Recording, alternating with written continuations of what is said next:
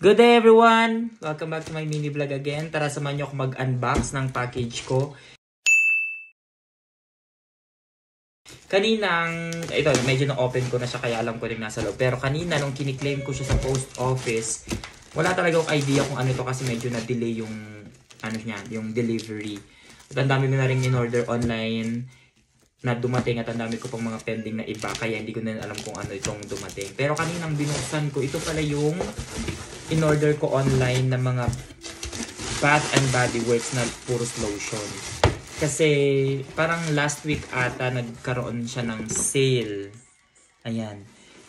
Ang sobrang sobrang baba, sobrang sale niya.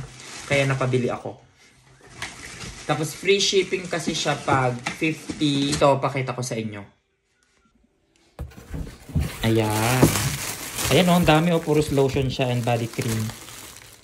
Ang babango kasi niya mga yan lahat. Ayan. Tapos pwede ipadala or yan, personal use. Ayan, isa-isahin natin. Parang kung sa tanda ko parang $3 or $4 na lang isa ata. Ganon. From ewan ko kung 16 yung mga regular prices nila, $16. Ayan. So, ano na? Inano ko na siya. Binili ko na. $50 kasi yung minimum para sa shipping na maging free. So, inabot ko yung 15. Inabot ko yung 50. Inabot ko yung $50 para ma-free na yung shipping. Yan. From Texas pa ata siya.